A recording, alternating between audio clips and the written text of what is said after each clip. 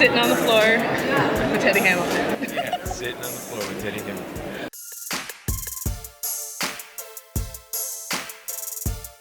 Hi, and welcome to Literary Hype. I am Stephanie, your literary hype woman, and I have a really fun conversation for you today. This is not an author conversation. Nay, this is an audiobook narrator conversation, and this is a pretty big name when it comes to audiobooks.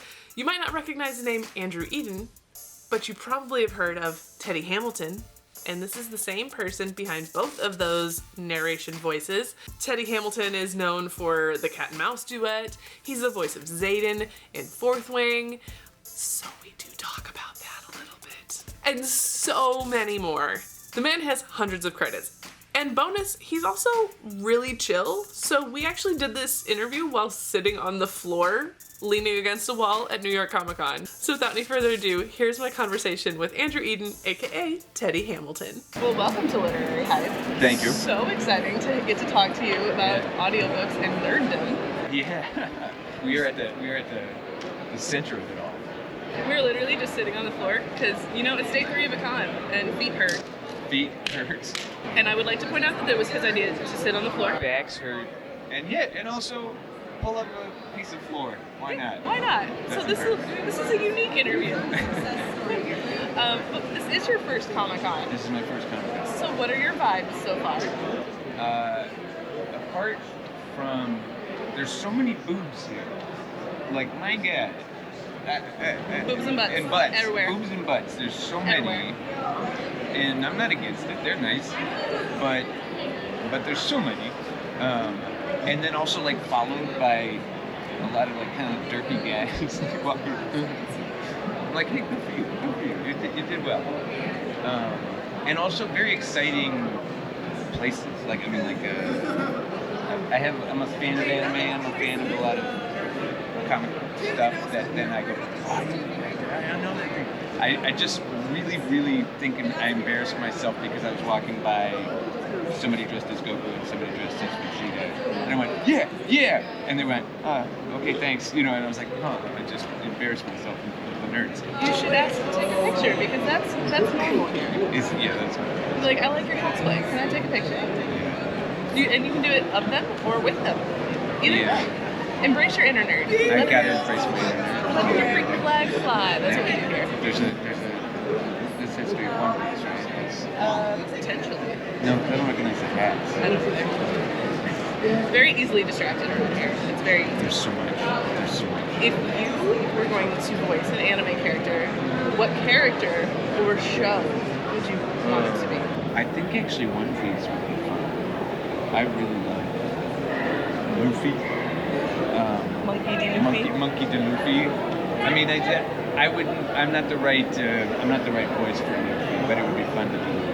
Yeah, you're getting up to your real high pitch to be Luffy. Yeah. I'm king of the pirates! Yeah. And then I think also maybe one of those like real broody, like, who's the guy from Bleach? Do you know Bleach at all? I don't know Bleach. It's the guy's like super broody. He's like so sensitive. That might be a fun one to do. But I don't remember his name, so I don't know that I can say like, it's my heart's desire to play him.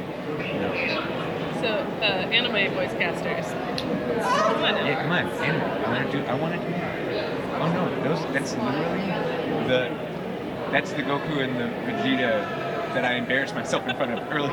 I don't understand. No, now you look famous. Yeah, true. You have a panel. Like, I'm not going to interview you. You're a panelist. You are famous. I'm a panelist. Yeah, that's the other thing that's cool about being here is I've never been to Comic-Con, and so then to be here for the first time as a guest, you know, having been asked to be here, and I didn't pay for anything. Like, I didn't buy this. I was given this so that I could. That's cool. Well, on the topic of fan encounters, because as Teddy Hamilton, you are very well known in the romance space. Yes. And some of the romance girlies can be a little much. There's times. What is the wildest fan experience you've had? You know, I don't have one, to be honest. Really? Because anybody who ever approaches me, even if they approach me in a way where I'm like, all right, calm down. Like, take a step back. You know. I try to then get to know them. Like, who are you? I'm glad that you like my work, kind of thing. And because of that, I don't think I could ever say anything's ever been wild because my boundaries are good. I have a good way of drawing boundaries.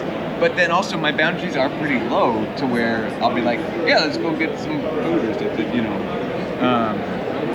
So I've like hung out with people that were random fans, and then I ended up hanging out with them, and then they became friends, you know what I mean? So I don't have any like. I've had a couple things where people have said things to me like online that I then don't engage in. I just like, must have missed that one, you know, and then I just don't engage with it, and that then means that it also goes in my brain and then out of my brain in the next minute, so I don't even remember it. Okay, cosplay is not consent. There's a gigantic sign here. That's because of the boobs. It's because of the boobs, 100%, and the butts. Don't forget about the butts. Don't touch them. They're not yours. But it does speak towards, like, just me walking in this space, sometimes, like, somebody, like a cute young girl or somebody dressed in a sexy way will walk in front of me, and I'm going this way too, and they're going that way, and then they make a left, and I'm also making a left here, but I'll clock that they are hyper aware of the fact that there's somebody walking the same path that they are, like, directly behind them, and I, like, you know, I want to, like, put distance between, but it's this space maybe seems like there is that where you do need to be hyper aware. Have you heard of scary dog privilege? Scary dog privilege. So it's a TikTok trend where it's like a girl walking around in a slightly revealing cosplay, and it's like she's walking around carefree by herself, and then it whips around, and it's like the song gets more aggressive, and there's at least one guy walking, or tough looking girl walking behind, like glaring everybody down to make her feel safe. So what characteristics of a leading man do you like to see in the books that you're reading? Yeah. I do get triggered a little bit by certain qualities, but I'm a sucker for, like, somebody who lifts up. You know what I mean? Like, not somebody who sticks himself in front of, but instead lifts up just a wall. You know what I mean? It's what I try to do in my life. So then I like to then see that. And in a way that's still sexy and strong and all this stuff, but not doing everything for the poor person who can't do anything for themselves, apparently. You know, I like when you can see that and it's done in a cool way. I was just talking to Elsie Silver about Wild Eyes, and that's kind of how she built her MC. How did you get into voice work? You know, I only have done audiobooks. Like, I used to be an on-camera actor for TV, and did so many commercials. But then I never did VO. I never did, like, cartoons or anything like that. But my sister does. My sister, she's in the new, what's that show where they ride robot cats, where they drive gigantic Voltron. She's one of the voices on Voltron. But so then she starts doing audiobooks too, and I met some producers that worked with her at her wedding, and then they were like, well, come audition for us. And as soon as I auditioned, they really liked the way that I narrated, so then they started giving me books, and then immediately, like, Harper Collins heard me, and they were like, oh, we love him. Your Facebook page calls your voice swoon-worthy. Swoon-worthy. Ah, yes, I remember when I wrote that. What characteristics of your voice make it swoon-worthy? I do not understand it at all. I have no idea. I think I have a good, my timbre is at a good place, I guess. Technical words. But, like, I don't know, you know, like, I hear other people and their voices so so much more like sexy man than mine is. And so I hope that the thing that I bring to the table isn't necessarily the physical quality of my voice, but the way in which I present myself in the world in these books. And that's what's swinging. What made you decide to have a secondary name to go by with your work? You know, it was just early on in my narrating. I was doing a lot of like kids YA books and things like that, and then I got hired to do a male romance, and the person who was like a producer that I worked with and who helped me with get my start was like, "Oh, you got to do a pseudonym," and I was like, "Why?" And they said, because they won't hire you for the YAs if you have too many romance books." And I was like, "Really?" And they said, "Yeah." And then like nowadays, I don't think it matters as much anymore, but in the earlier days, that was at least the going advice. So then I created Teddy Hamilton because Teddy was the first male dog that I ever owned. And I grew up on a street called Starbuck, and I thought Teddy Starbuck was a little too on the nose. So I decided to class him up a little bit by giving him Hamilton. And then as I started to enter into the romance world, I did Him by Serena Bowen and Elle Kennedy, along with Jacob Morgan, and that book went stellar and like skyrocketed, and then so then everybody was like, "Who's this Teddy Hamilton fellow?" And then Teddy Hamilton started getting a lot of books, and I'm still happy to have at the book level like a nice brand. You know what you're gonna get when you get a Teddy Hamilton book. If it's an Andrew Eiden book, even if it's in the romance category, you're gonna know it's a little less spicy. You know, it's a little bit more literary than not all of them. So there's a couple of Andrew Eiden books that are a little spicy too. It's just sort of more of a branding thing. How do you decide what books you want to work on, or that auditioning process? If I have the time, that's pretty much. I don't have too much of a. Every once in a while, what will happen is certain companies that I was working for, like, I might just kind of like stop having time to work, or like I haven't really done that with authors. There's a couple authors that I've in my life I've wanted to kind of be like, I don't think I want to work on their books anymore, either because I didn't like the way that they were treating their characters or the way that they looked at romance. There's always there's the story you really want to tell, and then there's the money you really want to make. And sometimes the way in which that's balanced is sometimes off with different people. But also I'm pretty open to working. I haven't really done like too much. I don't do too much reading, which you probably notice if you look at my books. You'll see like there's no I do this kind of book. Nah, I'm pretty open to it. Do you have a favorite female narrator that you really like being opposite? Samantha Brentmore and I have been doing a lot of work recently together, like over the last maybe year or two, and she's great, and me and her are very aligned. I always say Erin Mallon. I love working with Erin Mallon. I love Erin Mallon. I'm going to have dinner with her later today. And Samantha Brentmore, actually. And Emma Wilder.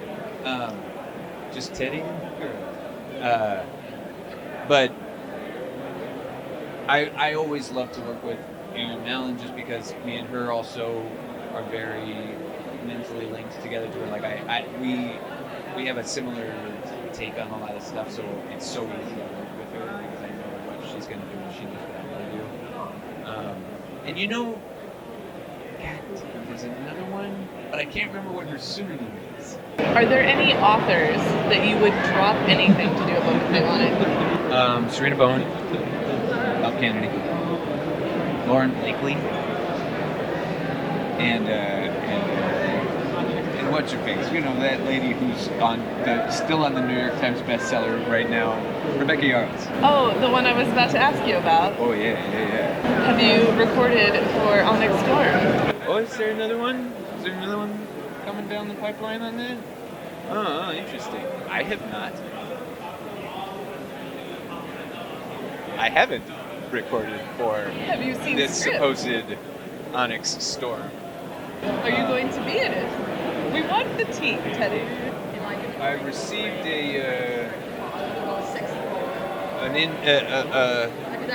a manuscript for a very exciting project that I've actually been a part of for a while, because there's 2 other books in this particular project that I'm working on, and I'm a very small part in both the first and the second one. But who knows, maybe I'm just as much or more.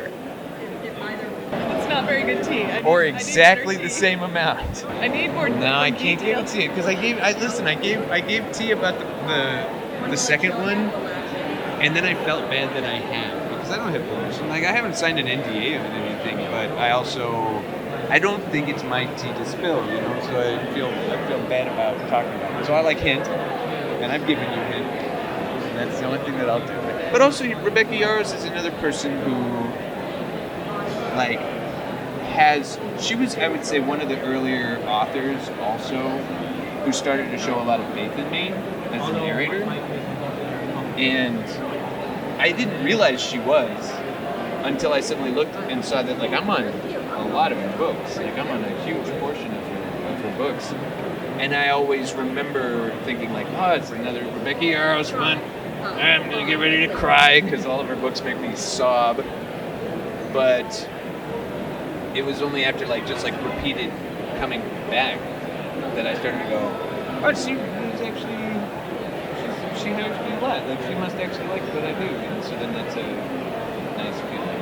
What's it like for you as a narrator to have kind of been there for her early days and now seeing what she's like? It's exciting.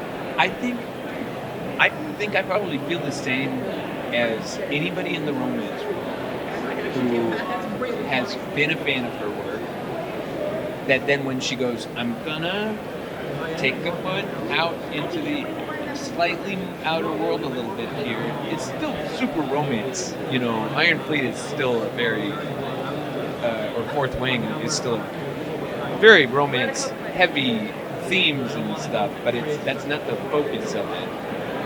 So it is a step away from the romance world, but so then to see one of us get out there, and not only get out there, but get out there and then make it so well, it's exciting. And I also saw you're going to do a Tessa Bailey book coming up, Dream Girl drama. That just happened. How do you know about that? I know everything. What can you tell us? I don't know anything about it. Okay. I just know. You just know that it's happening. Because that's why I'm surprised that you know. I don't know. I think I just signed up for it a week ago. A, I researched you. Yes. B, I keep close tabs on Tessa. I've done a couple Tessa Bailey books, haven't I? Yeah. That's the other thing, is that I'm a good side character too, I think. There's always good, male. I mean, not male. I mean, yeah, male too. But main male character energy that I can bring. But I'm also a great guy to have as a sidekick. And so then a lot of these books, now that they're starting to move into a lot more multicast stuff, they'll go, let's get, Jason Clarke to read the sexy, smoky male character. What about this side goofball? Who should we get at? Oh, get Teddy. So then because of that, then that also just adds to the number of books that I have. That I'm only 10 minutes on this book, but it's still one of the books that I've been part of.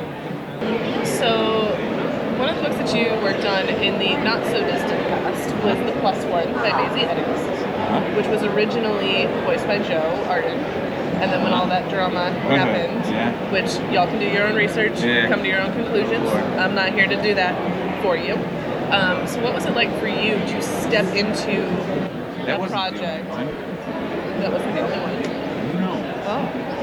That was the one I noticed because have a relationship with Zade? There's two things. One is I will feel an element or a twinge in the back of my mind of guilt. He's not the only one who's lost books and had his career go down the toilet.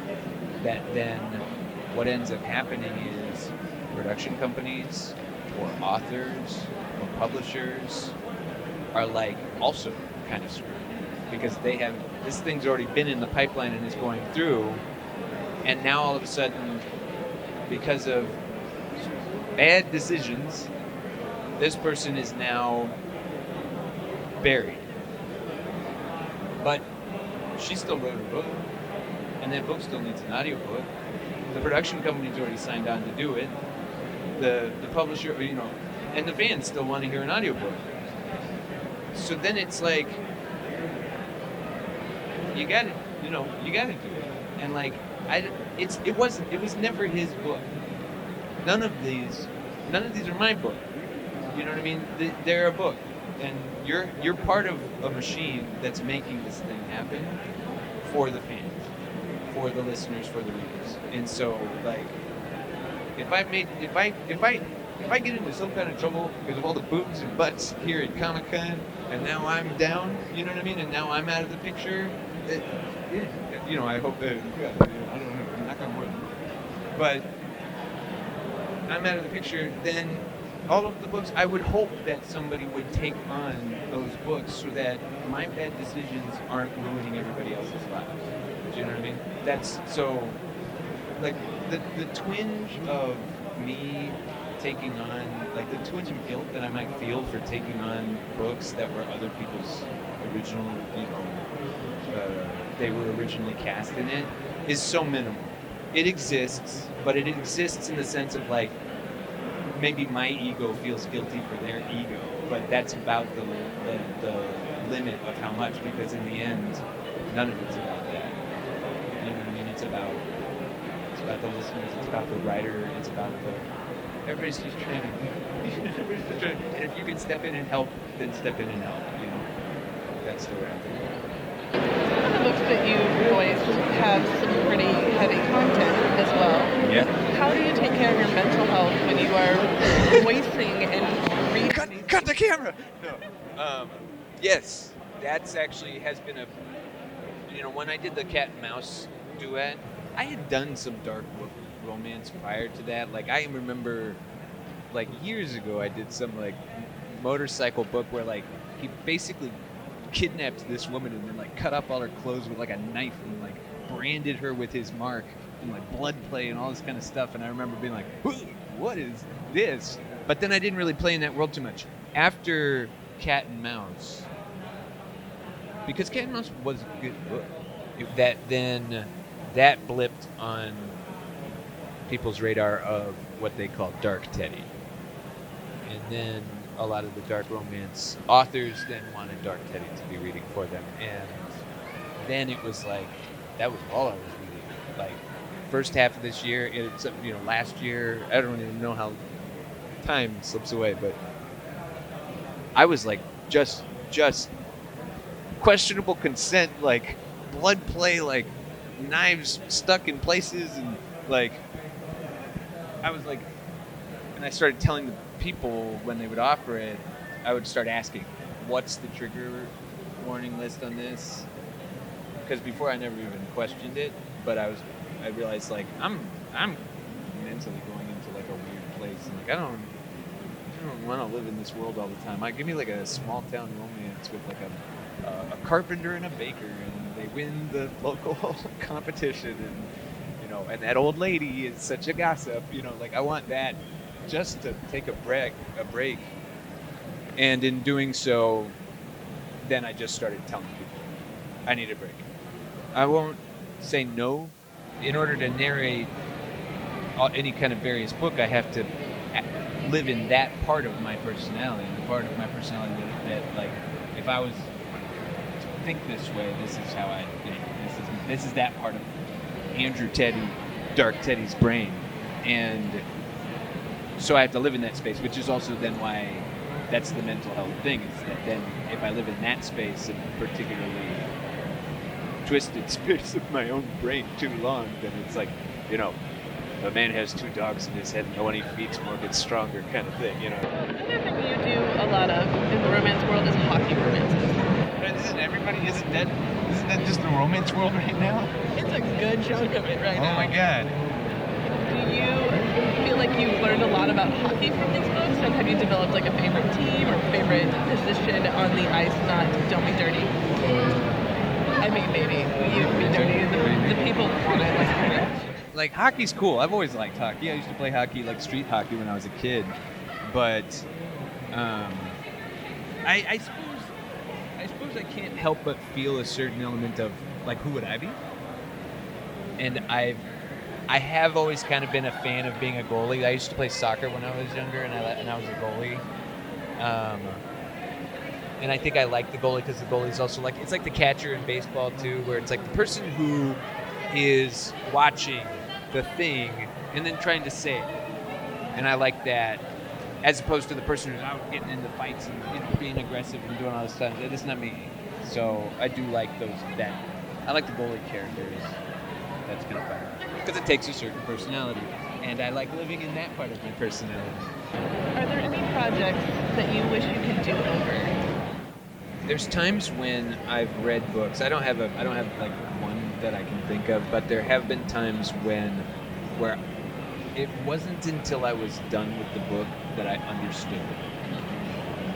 And like, I wished I could go back and do it all again, because like when I say that when I don't read and plan out the whole book. I would never be able to get anything done if I did that prior.